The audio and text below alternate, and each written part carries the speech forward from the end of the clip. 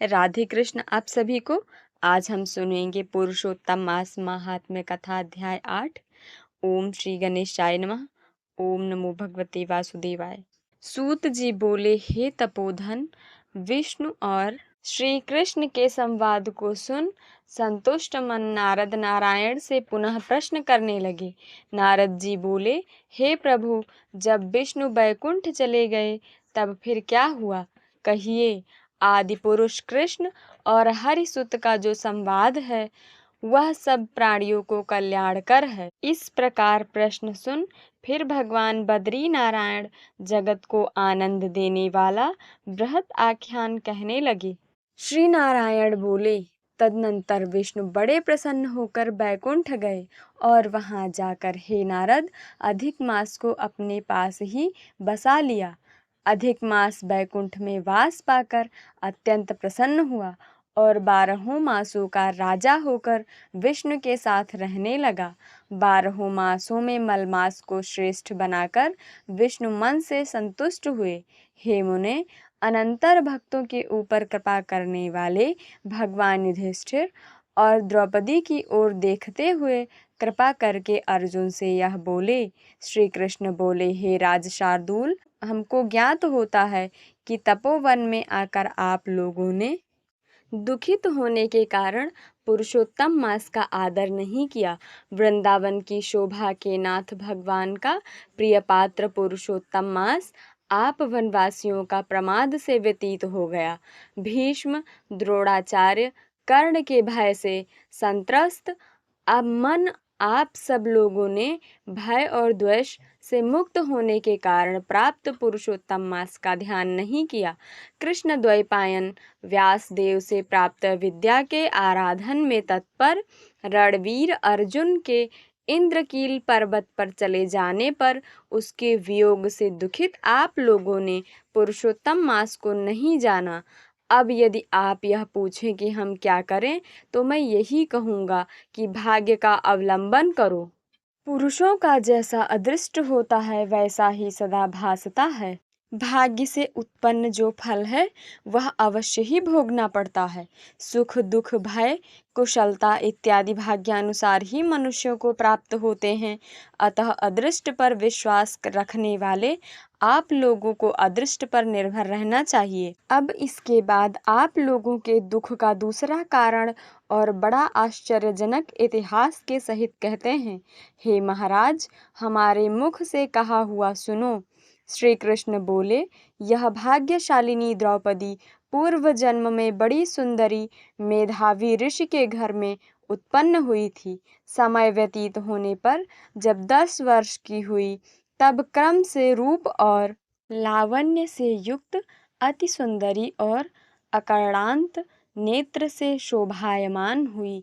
चातुर्य गुण से युक्त यह अपने पिता की एकमात्र इकलौती कन्या थी। अतः चतुरा गुणवती सुंदरी यह पिता की बड़ी लाडली थी। मेधावी ने सदा लड़के की तरह इसे माना, कभी भी अनादर नहीं किया। यह भी साहित्य शास्त्र में पंडिता और नीति शास्त्र में भी प्रवीणा थी। इसकी माता इसकी छोटी अवस्था में ही मर गई थी। पिता ने ही प्रसन्नतापूर्वक पाला पोसा था। पास में रहने वाली अपनी सखी के पुत्र पौत्रादि सुख को देख इसको भी स्पृहा हुई और तब यह सोचने लगी कि हमें भी यह सुख कैसे प्राप्त होगा।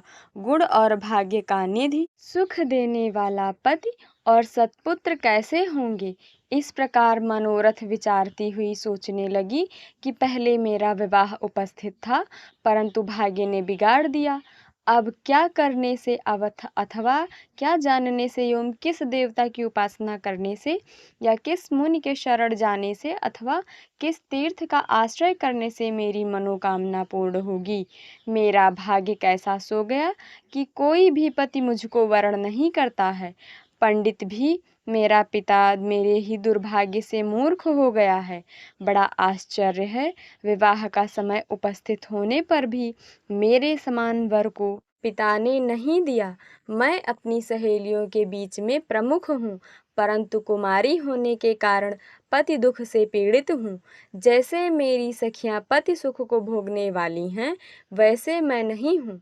मेरी भाग्यवती माता क्यों पहले मर गई? इस प्रकार चिंता से व्याकुल कन्या मनोरथ रूप समुद्र के मोह रूप जल में निमग्न हो शोक मोह रूप लहरों से पीड़ित हो गई। इसके पिता मेधावी ऋषि भी कन्यादान के लिए कन्या के समान वर ढूंढने के हेतु देश विदेश भ्रमण करने के लिए निकले, परंतु कन्या के अनुरूप वर न मिलने से अपने मनोरथ में निराश हुए। कन्या के और अपने भाग्य से कन्यादान रूप संकल्प के पूर्ण न होने से दैव योग के कारण बड़ा भारी दारुण ज्वर उन्हें आ गया।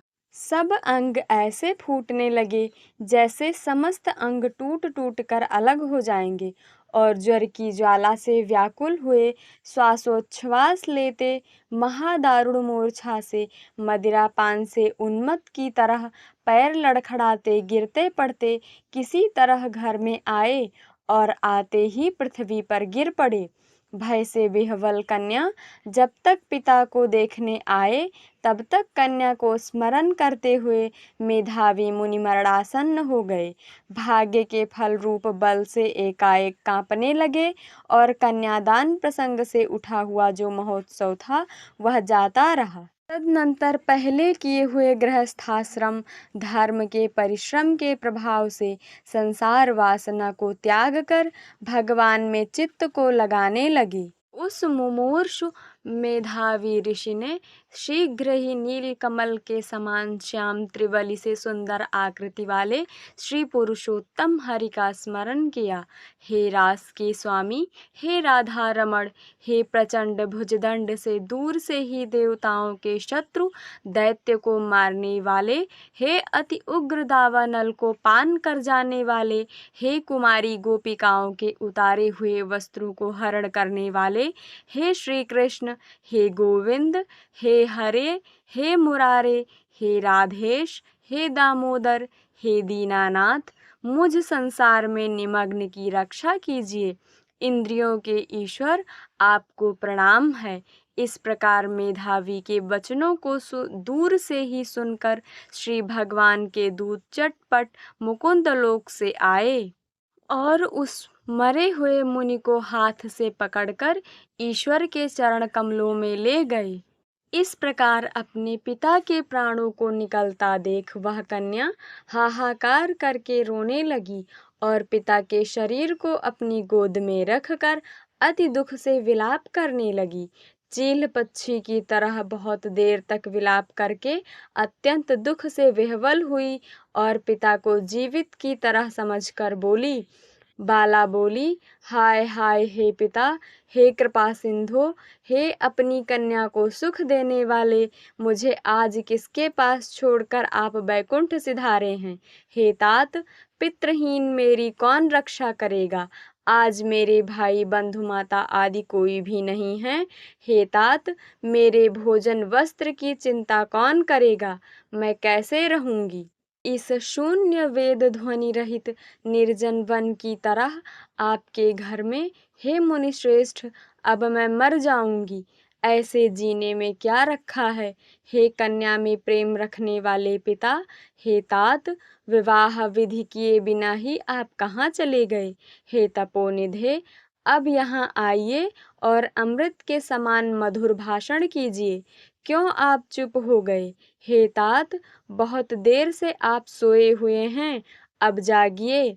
ऐसा कहकर आंसू बहाती हुई घड़ी घड़ी कन्या विलाप करने लगी और पिता के मरने से दुखित हुई आर्ता चील पक्षी की तरह मुक्त कंठ से रोने लगी। उस लड़की का रुदन सुन उस वन में रहने वाले ब्राह्मण आपस में कहने लगे कि इस तपोवन में अत्यंत करुण शब्द से कौन रो रहा है। ऐसा कहकर सब तपस्वी चुप होकर यह मेधावी ऋषि की कन्या का शब्द है ऐसा निश्चय कर घबराए हुए हाहाकार करते मेधावी के घर में आए और वहां आकर सबने कन्या के गोद में मरे हुए मेधावी ऋषि को देखा और देखकर उस वन के रहने वाले सब मुनि भी रोने लगे। कन्या की गोद से शव को लेकर शिव मंदिर के पास शमशान पर गए। वहां काष्ठ की चिता लगाकर विधि से अंत्येष्टि कर्म कर उसका दाह किए। दाह के अनंतर कन्या को समझाकर सब ऋषि अपने अपने आश्रम चले गए। इधर कन्या भी धैर्य धारण कर यथाशक्ति क्रिया के लिए द्रव्य खर्च किया। इस प्रकार पिता की मरण क्रिया को करके कन्या इसी तपोवन में निवास करने लगी और पिता के मरण रूप दुखाग्नि से जली हुई रंभा की तरह व्यथित होती हुई यों बछड़े के मर जाने से जैसे गौ चिल्लाती है और खाती नहीं दुर्बल होती है, वैसे ही यह बाला भी दुखित हुई। ओम तत्सत। बोलो वासुदेव श्री कृष्णचंद्र महाराज की जय। बोलो जय जय श्री लक्ष्मी नारायण सियावर रामचंद्र की जय। उमापति महादेव की जय। बोलो बजरंग बली की जय। बोलो भाई सब संतन की जय। ओम नमः पार्वती पतये हर हर महादेव। जय जय श्री राधे। जय जय श्री राधे। यह अध्याय यहीं पर पूर्ण हुआ। आइए सुनते हैं अगला अध्याय। ओम श्री गणेशाय नमः। ओम नमो भगवते वासुदेवाय। आइए सुनते हैं पुरुषोत्तम मास महात्म्य कथा अध्याय 9। सूत जी बोले, तदनंतर विस्मय से युक्त नारद मुनि ने मेधावी ऋषि की कन्या का अद्भुत वृत्तांत पूछा। नारद जी बोले, हे मुने, उस तपोवन में मेधावी की कन्या ने बाद में क्या किया और किस मुनि श्रेष्ठ ने उसके साथ विवाह किया? श्री नारायण बोले, अपने पिता को स्मरण करते करते और बार बार शोक करते करते उस घर में कुछ काल उस कन्या का व्यतीत हुआ। यूथ से भ्रष्ट हुई हरिणी की तरह घबराई शून्य घर में रहने वाली, दुख रूप अग्नि से उठी हुई, भाप द्वारा बहते हुए अश्रु नेत्र वाली, जलते हुए रत कमल वाली, दुख से प्रतिक्षण गर्म श्वास लेने वाली, अति दीना घिरी हुई सर्पिणी की तरह अपने घर में संरुद्ध, अपने दुख को सोचती और दुख से मुक्त होने के उपाय को न देखती हुई उस कृशोदरी को उसके शुभ भविष्य की प्रेरणा से सांत्वना देने के लिए उस वन में अपनी इच्छा से ही पर क्रोधी, जिनको देखने से ही इंद्र भयभीत होते हैं, ऐसे जटा से व्याप्त साक्षात शंकर के समान भगवान दुर्वासा ऋषि आए। हे नारद, भगवान कृष्ण ने राजा युधिष्ठिर से कहा कि हे राजेंद्र, वह दुर्वासा आए जिसको कि आपकी माता कुंती ने बालापन में प्रसन्न किया था। तब उन सुपूजित महर्षि ने देवताओं को आकर्षण करने वाली विद्या उन्हें दी। और हे भूपाल, जिन्होंने सब देवताओं से नमस्कार किए जाने वाले मुझको भी रुक्मिणी के साथ रथ में बैलों की जगह जोता, दुर्वासा को बैठाकर रथ खींचते हुए जब हम दोनों मार्ग चलने लगे, तब चलते चलते मार्ग में अति तीव्र प्यास से सूख गए तालु और होष्ठ, जिस रुक्मिणी के ऐसी जल चाहने वाली रुक्मिणी ने जब मुझे सूचित किया, तब कंधे पर रथ की जोत को रखे हुए चलते चलते ही पांव के अग्रभाग से पृथ्वी को दबाकर रुक्मिणी के प्रेम के वशीभूत मैंने भोगवती नाम की नदी को उत्पन्न किया।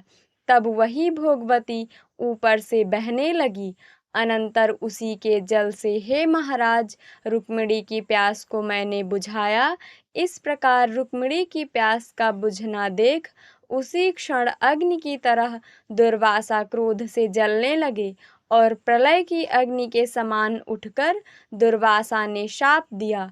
बोले, बड़ा आश्चर्य है हे श्री कृष्ण, रुक्मिणी तुमको सदा अत्यंत प्रिय है, अतः स्त्री के प्रेम से युक्त तुमने मेरी अवज्ञा कर अपना महत्व दिखलाते हुए इस प्रकार से उसे पानी पिलाया, अतः तुम दोनों का वियोग होगा। इस प्रकार उन्होंने शाप दिया था। हे युधिष्ठिर, वही यह दुर्वासा मुनि है, साक्षात रुद्र के अंश से उत्पन्न दूसरे काल रुद्र की तरह महर्षि अत्रि के उग्र तपरूप कल्प वृक्ष के दिव्य फल, पतिव्रताओं के सिर के रत्न, अनुसूया भगवती के गर्भ से उत्पन्न अत्यंत मेधायुक्त दुर्वासा नाम के ऋषि, अनेक तीर्थों के जल से भीगी हुई जटा से भूषित सिर वाले साक्षात तपोमूर्ति दुर्वासा ऋषि को आते देखकर कन्या ने शोक सागर से निकलकर धैर्य से मुनि के चरणों में प्रार्थना की।